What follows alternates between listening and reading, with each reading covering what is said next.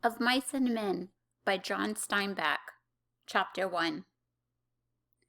A few miles south of Soledad, the Salinas River drops in close to the hillside bank and runs deep and green.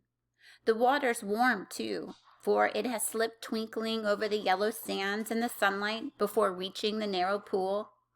On one side of the river, the golden foothill slopes curve up to the strong and rocky Gabilan Mountains.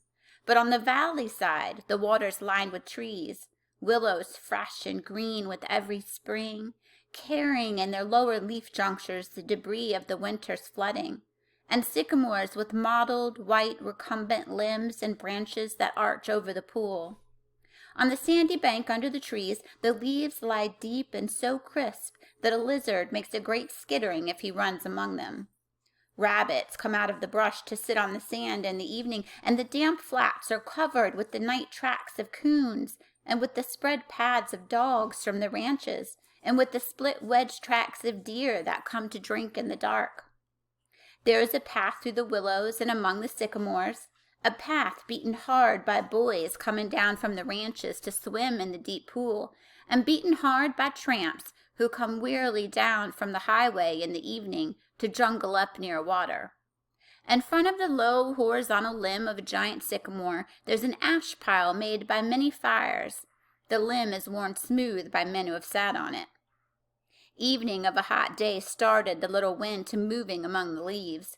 The shade climbed up the hills toward the top. On the sandbanks, the rabbits sat as quietly as little gray sculptured stones, and then, from the direction of the state highway, came the sound of footsteps on crisp sycamore leaves. The rabbits hurried noiselessly for cover. A stilted heron labored up into the air and pounded downriver. For a moment, the place was lifeless, and then two men emerged from the path and came into the opening by the green pool. They'd walked in single file down the path, and even in the open, one stayed behind the other. Both were dressed in denim trousers and in denim coats with brass buttons. Both wore black, shapeless hats, and both carried tight blanket rolls slung over their shoulders. The first man was small and quick, dark of face, with restless eyes and sharp, strong features. Every part of him was defined.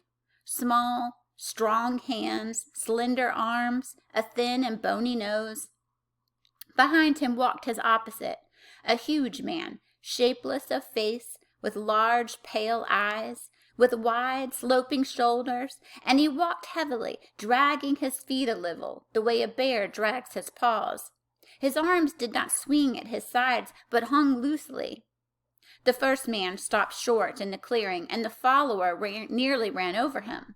He took off his hat and wiped the sweat band with his forefinger and snapped the moisture off.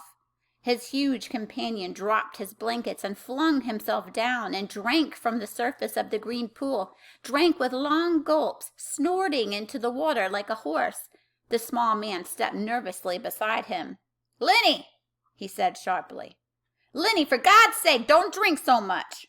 Lenny continued to snort into the pool. The small man leaned over and shook him by the shoulder. "Lenny, you gonna be sick like you was last night." Lenny dipped his whole head under, hat and all, and then he sat up on the bank, and his hat dripped down on his blue coat and ran down his back. "That's good," he said. "You drink some, George. You take a good big drink." He smiled happily. George unslung his bindle and dropped it gently on the bank. "I ain't sure it's good water," he said. "Looks kind of scummy." Lenny dabbled his big paw in the water and wiggled his fingers so the water arose in little splashes. Rings widened across the pool to the other side and came back again. Lenny watched them go. "Look, George, look what I done." George knelt beside the pool and drank from his hand with quick scoops. "Tastes all right," he admitted. "Don't really seem to be running, though. You never ought to drink water when it ain't running, Lenny," he said hopelessly. "You'd drink out of a gutter if you was thirsty." He threw a scoop of water into his face and rubbed it about with his hand under his chin and around the back of his neck. Then he replaced his hat, pushed himself back from the river, drew up his knees and embraced them. Lenny, who had been watching, imitated George exactly. He pushed himself back, drew up his knees and braced them, looked over to George to see whether he had it just right. He pulled his hat down a little more over his eyes, the way George's hat was. George sat morosely at the water. The rims of his eyes were red with sun glare. He said angrily, "We could just as well have rode clear to the ranch if that bastard bus driver knew what he was talking about. Just a little stretch down the highway," he says. "Just a little stretch. Goddamn near 4 miles, that's what it was. Didn't want to stop at that ranch gate, that's what. Too goddamn lazy to pull up. Wonder he isn't too damn good to stop in Soledad at all. Kicks us out and says, just a little stretch down the road. I bet it was more than 4 miles. Damn hot day." Lenny looked timidly over to George. "Yeah, what you want?" "Where are we going, George?" The little man jerked down the brim of his hat and scowled over at Lenny. "So you forgot that already, did you? I gotta tell you again, do I? Jesus Christ, you're a crazy bastard." "I forgot," Lenny said softly. "I try not to forget. Honest to God, I did, George." Okay, I'll tell you again. I ain't got nothing to do. Might just as well spend all my time telling you things, and then you forget 'em, and I tell you again." "Tried and tried," said Lenny. "But it didn't do no good. I remember about the rabbits, George." "To hell with the rabbits. That's all you can ever remember is them rabbits. Okay, now you listen, and this time you gotta remember so we don't get in no trouble. You remember sitting in that gutter on Howard Street and watching that blackboard?" Lenny's face broke into a delighted smile. "Why, sure, George. I remember that, but what'd we do then?" "I remember some girls come by, and you say, to hell with what I says. You remember about us going into Murray and Reddy's, and they give us work cards and bus tickets?" "Oh, sure, George. I remember that now." His hands went quickly into his side coat pockets. He said gently, "George, I ain't got mine. I must have lost it." He looked down at the ground in despair. "You never had none, you crazy bastard. I got both of 'em here. Think I'd let you carry your own work card?" Lenny grinned with relief. I thought I put it in my side pocket." His hand went into the pocket again. George looked sharply at him. "What'd you take out of that pocket?" "Ain't a thing in my pocket," Lenny said cleverly. "I know there ain't. You got it in your hand. What you got in your hand? Hiding it." "I ain't got nothing, George. Honest." "Come on, give it here." Lenny held his closed hand away from George's direction. "It's only a mouse, George." "A mouse? A live mouse?" Just a dead mouse, George. I didn't kill it. Honest, I found it. I found it dead." "Give it here," said George. "Oh, leave me have it, George." "Give it here." Lenny's closed hand slowly opened. George took the mouse and threw it across the pool to the other side among the brush. "What you want of a dead mouse anyways?" "I could pet it with my thumb while we walked along," said Lenny. "Well, you ain't petting no mice while you walk with me. You remember where we're going now?" Lenny looked startled, and then in embarrassment hid his face against his knees. "I forgot again." "Jesus Christ," George said resignedly. "Well, look, we're going to work on a ranch like the one we come from up north." "Up north?" "In Weed." "Oh, sure, I remember, in Weed." "That ranch we're going to's right down there about a 1/4 mile. We're going to go in and see the boss. Now look, I'll give him the work tickets, but you ain't going to say a word. You just stand there and don't say nothing. If he finds out what a crazy bastard you are, we won't get no job. But if he sees your work before he hears you talk, we're set. You got that?" "Sure, George. Sure, I got it." "Okay. Now when we go in to see the boss, what are you going to do?" I, Lenny thought. His face grew tight with thought. "I ain't gonna say nothing. Just gonna stand there."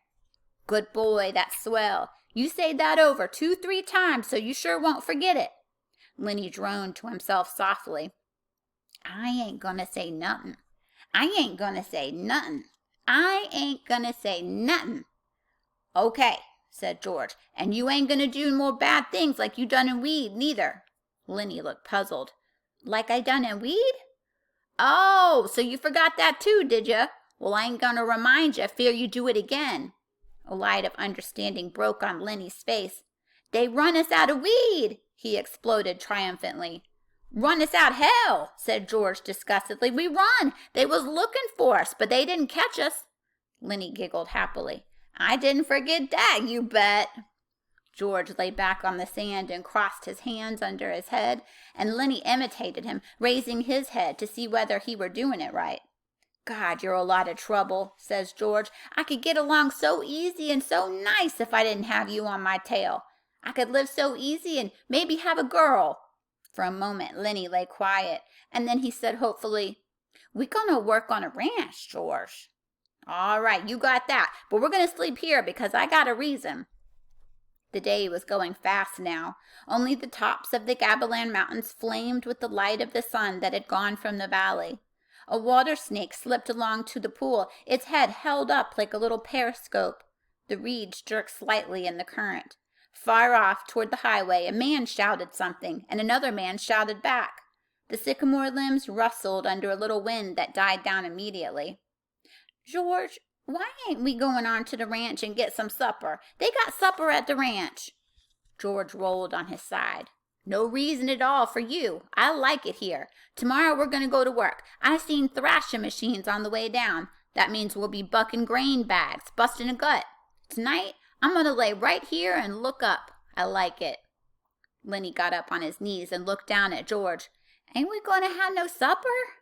"Sure we are. If you gather up some dead willow sticks, I got 3 cans of beans in my bundle. You get a fire ready. I'll give you a match when you get the sticks together. Then we'll heat the beans and have supper." Lenny said, "I like beans with ketchup." "Well, we ain't got no ketchup. You go get wood, and don't you fool around. It'll be dark before long." Lenny lumbered to his feet and disappeared in the brush. George lay where he was and whistled softly to himself. There were sounds of splashings down the river in the direction Lenny had taken. George stopped whistling and listened. "Poor bastard," he said softly, and then went on whistling again. In a moment, Lenny came crashing back through the brush.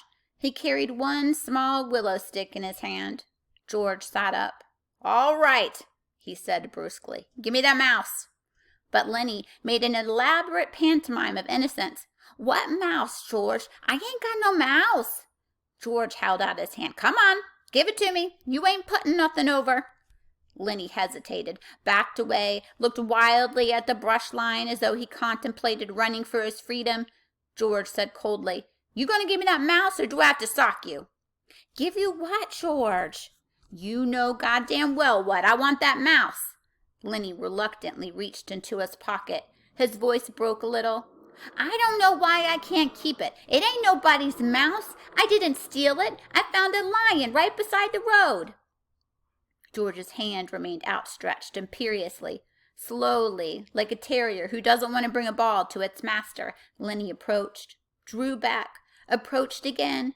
George snapped his fingers sharply, and at the sound, Lenny laid the mouse in his hand.